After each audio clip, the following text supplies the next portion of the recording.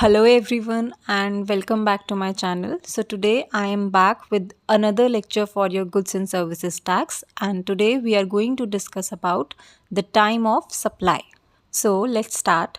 As we have already discussed in our previous lecture, that is the concept of supply, that in terms of GST your taxable event is the supply. All right, जो आपकी supply होती है goods और services की, उस पर GST applicable होता है. तो आज हम क्या डिस्कस करने वाले हैं, टाइम ऑफ सप्लाई कैसे कैलकुलेट करते हैं. बेसिकली हो सकता है आपने इनवॉइस अलग टाइम पर इशू किया है, पेमेंट अलग टाइम पर रिसीव करी है एंड डिलीवर करा है गुड्स को अलग टाइम पर. तो कौन सा ऐसा टाइम है जब हम मानेंगे आपकी सप्लाई हो चुकी है और जीएसटी एप्लीकेबल होगा, that we are going to study today. So let's start. As you can see on the slide, we have, as per section 12, your time of supply of goods will be earlier of the following days. जो यहाँ पर दो dates mentioned है आपके पास, इनमें से जो भी अर्लियर होगी, जो भी पहले होगी, उसको हम टाइम ऑफ सप्लाई मानेंगे. ठीक है, हमारे पास दो डेट्स गिवन है. Firstly we have the date of issue of invoice, यानी कि जब आपने इनवॉइस बिल इशू किया है, और the last date on which the supplier is required to issue the invoice. Last date meaning कोई एक लास्ट डेट है जब तक सप्लायर को अपना इनवॉइस इशू कर देना है. ये इस कॉन्सेप्ट को हम अभी पढ़ेंगे. ठीक है, सेकंड डेट है the date on which the supplier receives the payment with respect to the supply. जो भी उसने सप्लाई करे हैं गुड्स, उसके रिटर्न में उसको पेमेंट मिली है जिस डेट पर. ठीक है, तो इन दोनों डेट्स में से जो भी पहले आती है उसको हम टाइम ऑफ सप्लाई मानते हैं. Now coming on to the concept where we have seen the last date on which, ऐसी कौन सी डेट है जब तक सप्लायर को अपना इनवॉइस इशू कर देना है. उसके लिए आप ये कॉन्सेप्ट देखो, that we have in section number 31 which says that the supplier is required to issue the invoice. 2 points हैं हमारे पास यहाँ पर. फर्स्टली वी हैव बिफोर और at the time of removal of goods. अब यहाँ पर क्या चीज़ देखने वाली है कि जब हमारे जो सप्लाई है उसमें मूवमेंट इन्वॉल्व है. ठीक है, जो गुड्स हैं उनको हमें मूव करना पड़ेगा वहाँ से रिमूव करने के लिए. तो सप्लाई में अगर मूवमेंट इन्वॉल्व है तो हम क्या मानेंगे, बिफोर या at the time of removal of goods आपको इनवॉइस इशू कर देना है. Second, when there is no movement involve in the supply, supply करने के लिए ज़रूरी नहीं हमें गुड्स को मूव करना पड़े, तब हमारे को इनवॉइस कब इशू करना है, बिफोर और at the time of delivery of goods. ठीक है, डिलीवरी के टाइम पर, डिलीवरी से पहले. ठीक है, so the supplier is required to issue the invoice as per these 2 points. All right. Now coming back to our main concept, we have our 2 dates. First, date of issue of invoice या फिर last date. ठीक है, second we have date on which the supplier receives the payment. दोनों में से जो भी earlier होगी उसको हम time of supply मानेंगे. last date में हमने पढ़ लिया है कि अगर movement involved है तो issue कब करना है invoice, before और at the time of removal of goods. अगर movement नहीं involved है तो या तो पहले या फिर at the time of delivery of goods. अब इसके ऊपर एक न्यूमेरिकल ट्राई करते हैं. So as you can see on the slide, we have to calculate the time of supply and we are given the date of issue of invoice, that is 5th of August 2020, and date of removal of goods 8th August 2020, and lastly we have date of payment, that is 10th October. ठीक है, अब इसमें सबसे पहले आपको invoice की date को find out करना है. यहाँ पर आपको गिवन है date of issue of invoice and date of removal of goods. आपने क्या पढ़ा था लास्ट डेट वाले कॉन्सेप्ट में कि जहाँ पर रिमूवल ऑफ गुड्स होगा तो या तो बिफोर और at the time of removal of goods. तो यहाँ पर बिफोर आपका इनवॉइस इशू हो रहा है ऑलरेडी 5th of August को, तो आप इस इनवॉइस की डेट को क्या मानोगे, 5th August. And last second हमें किससे कंपेयर करना है, डेट ऑफ पेमेंट से. तो डेट ऑफ पेमेंट क्या है हमारे पास, 10th of October. तो हमारा टाइम ऑफ सप्लाई क्या हो जाता है, it will be earlier of the 2 dates, that will B your 5th August 2020. The time of supply will be the earlier of date of invoice or date of payment, and your answer will be 5th August 2020. All right. अब एक question आपके लिए और है, practice question है. So do try this question. आपके पास 3 dates given है. You need to calculate the time of supply. So do comment in the comment section what will be your answer for question number 1. ठीक है, so let's move on. Now as we have seen some additional rules regarding the invoice, हमने invoice के लिए कुछ extra rules देखे कि last time कब होता है जब सप्लायर को इशू करना होता है अपना इन्वॉइस. तो इसी तरीके से हमारे पास कुछ एडिशनल रूल्स हैं regarding your date of payment. तो you can see on the slide we have 2 points. First says that if an advance is received from the supplier, that too up to ₹1000, then we need not consider the date of payment and we can take the date of invoice as our time of supply. Basically अगर आपको supplier से advance में पैसा receive हो रहा है but कितने amount का, अप टू 1,000 रुपये तक का अमाउंट आपको रिसीव हो रहा है एज एडवांस, तो आपको ज़रूरत नहीं है देखने के लिए कि आपको डेट ऑफ पेमेंट क्या लेनी है उस एडवांस के लिए, या कुछ भी आपको देखने की ज़रूरत नहीं है. You can only take the date of your invoice. तो जब आपने इन्वॉइस इशू किया आप उसी को टाइम ऑफ सप्लाई मानकर GST एप्लीकेबल कर सकते हो. ऑल राइट, ये सिंपल सा एक कॉन्सेप्ट था. Now the second point which says that your date of payment must be earlier of the two dates. कौन सी दो डेट्स में से देखना है आपको? First, your payment entered in the books of accounts or when your payment is credited to your bank account. अब इसमें डिफरेंस कैसे होता है? जैसे कि आपको चेक रिसीव हुआ है, ठीक है, तो वो डेट अलग है. जब आपने बैंक में चेक लगाया है और उसके बाद जब वो क्लियर हुआ है तो वो डेट अलग होती है, ठीक है. Clearing of cheque is different and receiving of cheque is different, उसमें टाइम लगता है. तो दोनों में से जो भी अर्लियर होगी हम उसको मानते हैं date of payment. All right, so you will consider the payment entered into his books और the payment credited to his bank account. दोनों में से जो भी अर्लियर होगी उसे हम क्या मानेंगे? Date of payment. Now as you can see on the slide, हमारे पास एक एग्जाम्पल भी है. सिंपल सा कॉन्सेप्ट है ये, स्टिल एक एग्जाम्पल के थ्रू समझोगे तो ज़्यादा ईजी हो जाता है. तो यहाँ पर आपके पास एग्जाम्पल है डिटरमाइन डेट ऑफ पेमेंट. ठीक है, आपके पास दो डेट्स गिवन है, एक रिसीविंग ऑफ चेक की है और एक क्लियरिंग ऑफ चेक की है. ठीक है, 5 मई और 7 मई दो डेट्स गिवन है. डेट ऑफ पेमेंट किसको मानते हैं हम? जब हमारे पास दोनों चीज़ें गिवन है अर्लियर ऑफ द टू. तो अर्लियर ऑफ द टू कौन सी है? 5 मई. तो that will be your date of payment. All right, अब हमने पेमेंट पे भी एडिशनल कंडीशन समझ ली, इनवॉइस पे भी एडिशनल कंडीशन समझ ली अपनी सारी. तो अभी एक एग्जांपल है आपके लिए, क्वेश्चन है बेसिकली, क्वेश्चन नंबर 2. तो इसमें आपके पास date of issue of invoice given है, date of removal of goods given है, date of entry of payment in books given है and date of credit in his bank account given है. ठीक है, अब इसमें आपको पहले इनवॉइस की डेट फिगर आउट करनी है, देन पेमेंट की date and then you need to calculate finally your time of supply. So do comment in the comment section. What do you feel? What will be your time of supply in this question? All right.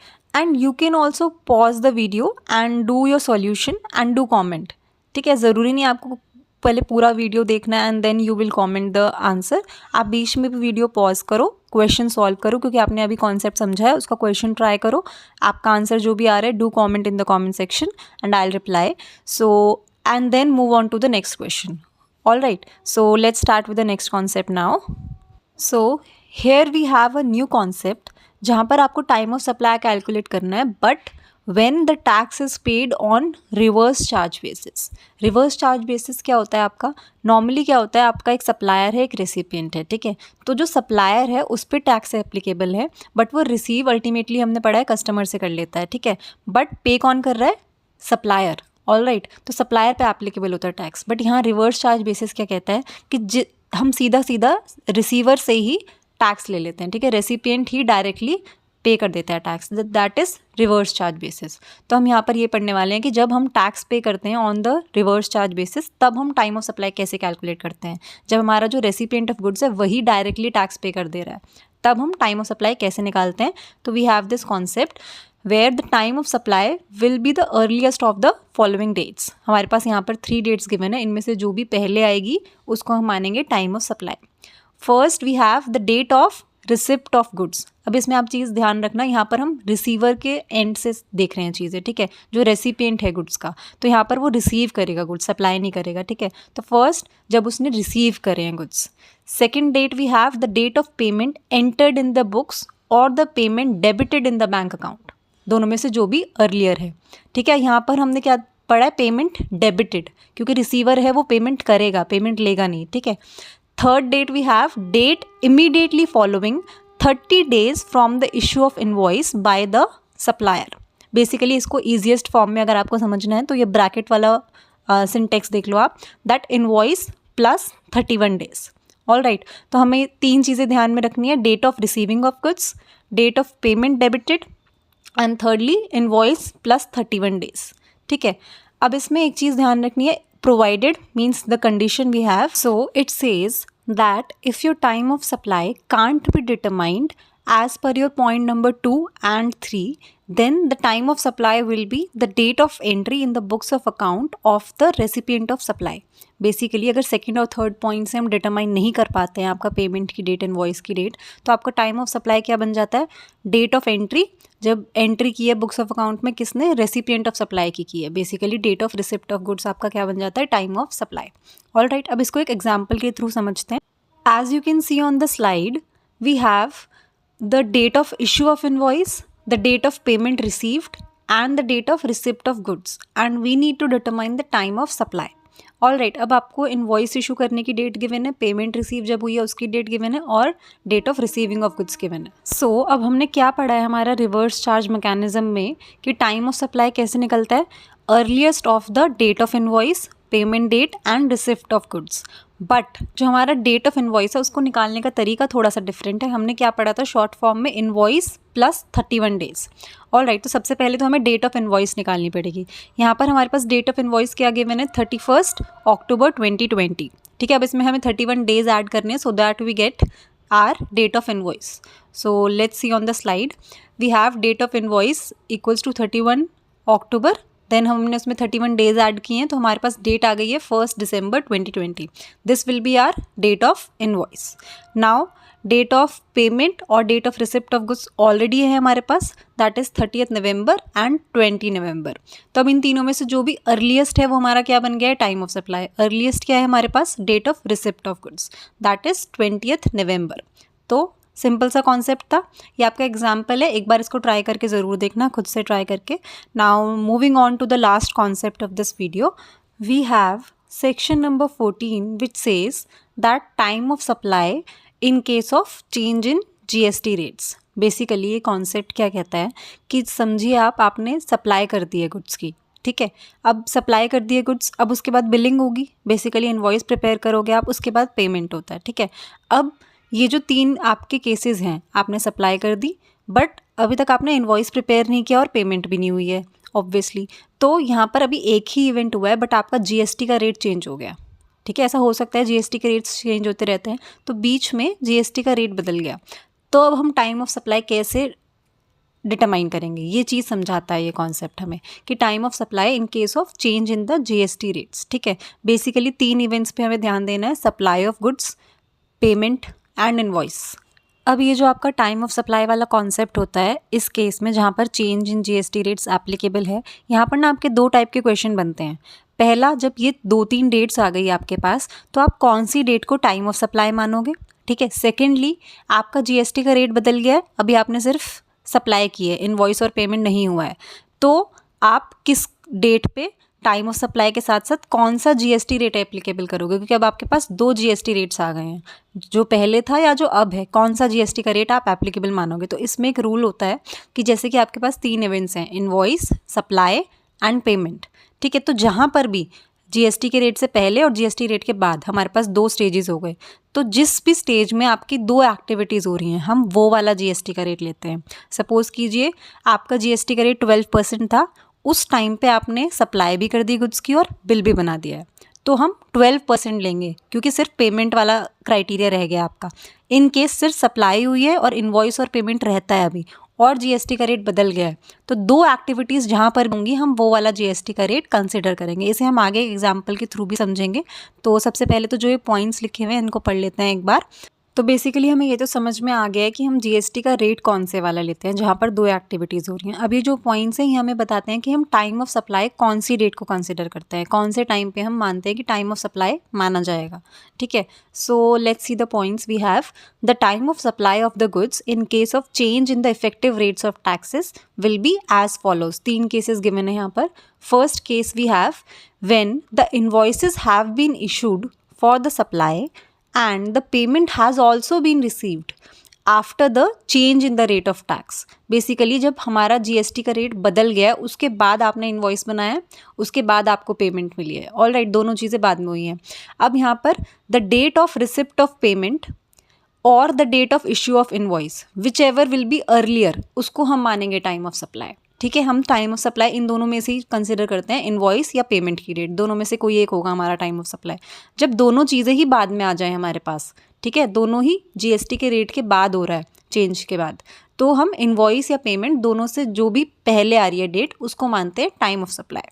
ठीक है, second case पे आओ, when the invoices are issued before the change in GST rates. ठीक है, GST का rate बदलने से पहले आप इन्वॉइस इशू कर चुके हो। तो जब आपने इन्वॉइस पहले इशू कर दिया है, मतलब क्या है इस बात का कि आपने सप्लाई भी कर दी है गुड्स, ऑब्वियसली उसके बाद ही आप इन्वॉइस इशू करोगे। तो दो इवेंट्स कैसे हो गए हमारे, जीएसटी का रेट बदलने से पहले। ठीक है, then payment is received after the change. ठीक है, पेमेंट बाद में हुई है बट इन्वॉइस और सप्लाई हमारे पहले आ गए हैं। अब हमारे पास दो इवेंट्स कहाँ पर है, जीएसटी रेट से पहले चेंज होने से। तो जो भी ये रेट पहले वाला होगा वो एप्लीकेबल होगा, प्लस टाइम ऑफ सप्लाई हम कैसे मानेंगे, क्योंकि इन्वॉइस की डेट पहले आ रही है तो हम उसे मानेंगे टाइम ऑफ सप्लाई। तो time of supply will be our date of invoice. ठीक है, जो हमारा वो वाला ब्रैकेट होता है जहाँ पर दो इवेंट्स हो रहे हैं, हम उसी में से हमारा टाइम ऑफ सप्लाई लेते हैं। ठीक है, और उसी में से जीएसटी रेट एप्लीकेबल करते हैं। ठीक है, third point, when the payment has been received before the change. GST का रेट बदलने से पहले पेमेंट हो चुकी है but the invoice is made afterwards. Payment पहले चली गई है, बिल हमने बाद में बनाया है। ठीक है, तो यानी कि पेमेंट पहले चली गई है तो सप्लाई भी पहले हो चुकी है। ठीक है, दोनों इवेंट पहले हो चुके हैं। अब पेमेंट पहले हो गई है इन्वॉइस से, तो यहाँ पर टाइम ऑफ सप्लाई क्या होगा हमारा, will be the date of payment. All right, अब इसमें ना एक कंडीशन है, इसको हम आगे एग्जाम्पल के थ्रू समझने वाले हैं। एक कंडीशन आपको और ध्यान रखनी है, additional condition, that your date of receipt of payment will be the date of credit in the bank account if such credit is received after 4 working days from the date of change in the rates of taxes। Basically क्या कहना चाह रहे हैं यहाँ पर कि समझिए आपके जीएसटी के रेट चेंज हो गए। ठीक है, अब मैंने आपको पहले भी बताया कि अगर आपको चेक रिसीव हो रहा है और वो क्लियर हो रहा है तो दोनों में डिफरेंस होता है। चेक रिसीव होना, चेक क्लियर होने में टाइम लगता है। ठीक है, आपने बैंक में लगा दिया चेक, उसकी पेमेंट क्लियर होने में टाइम लगता है। तो अब यहाँ पर ये क्या कह रहे हैं, अगर आपने चेक रिसीव कर लिया 10 तारीख को, ठीक है, बट और आपका जीएसटी का रेट बदल गया 12 तारीख को। ठीक है, अब जो आपका चेंज हुआ है जीएसटी का रेट, उस डेट से विद इन 4 वर्किंग डेज आपका पेमेंट रिसीव हो जाना चाहिए। अगर वो 4 वर्किंग डेज से ज़्यादा टाइम ले रहा है तो हम डेट ऑफ पेमेंट कब मानेंगे, आपकी date of receipt of payment जब आपका बैंक अकाउंट में क्रेडिट हुआ है वो अमाउंट। ठीक है, वो नहीं मानेंगे जब आपको चेक रिसीव हुआ है, हम तब मानेंगे जब आपको बैंक अकाउंट क्रेडिट हुआ है आपका उस अमाउंट से। ठीक है, और अगर 4 वर्किंग डेज़ के अंदर अंदर आप अमाउंट रिसीव कर लेते हैं तो हम डेट ऑफ पेमेंट कौन सा मानेंगे, जब आपका चेक आपको रिसीव हुआ था। ठीक है, 10th। और अगर लेट रिसीव हो रहा है तो हम जो लेटर वाली डेट है उसे मानेंगे date of receipt of payment. अब ये सारा कॉन्सेप्ट आपको इस एग्जाम्पल के थ्रू क्लियर हो जाएगा। So let us look at this example. As you can see on the slide, we need to determine the time of supply as well as the GST rate applicable। ठीक है, and we are given the following dates। we are given the date of issue of invoice, then check receiving वाली date given है हमारे पास, check जब clear हुआ है उसकी date given है, और इन्होंने यहाँ पर कहा है कि जीएसटी का रेट 12/6 तक 12% था। ठीक है, बेसिकली 12 जून तक 12% था जीएसटी का रेट। फिर जीएसटी का रेट 13 जून से चेंज होकर क्या हो गया, 18%। ठीक है, फिर डेट ऑफ सप्लाई भी गिवन है आपके पास 15 जून। तो यहाँ पर हमारे पास सारी डेट्स गिवन है। अब इसमें सबसे पहले जो चीज़ ध्यान रखनी है आपको, रेट तो आपको पता चल गया, पहले 12% था, देन 18% हो गया। ठीक है, अब यहाँ पर हमें चीज़ जो ध्यान रखनी है वो है आपकी डेट ऑफ पेमेंट, जो हमने अभी अभी पॉइंट पढ़ा। यहाँ पर आप देखो चेक रिसीव हुआ है 10 जून को। ठीक है, चेक क्लियर हुआ है 18 जून को। तो यहाँ पर एक बात बताओ, डेट ऑफ पेमेंट क्या होगा आपका, आपने अभी पढ़ा था कि विद इन 4 वर्किंग डेज हो जाता है तो हम चेक रिसीविंग की डेट लेते हैं, नहीं तो हम चेक क्लियरेंस वाली डेट लेते हैं। अब यहाँ पर आप देखो जीएसटी का रेट कब बदल गया हमारा, 12 जून को। तो क्या with in 4 working days I है हमारे पास, चेक क्लियर हुआ है, नहीं, आफ्टर 4 वर्किंग डेज हो रहा है। तो यहाँ पर हम डेट ऑफ पेमेंट कौन सी लेंगे अपनी, 18 जून। ऑल राइट, तो अब यहाँ पर आप देखो, let us look on the slide.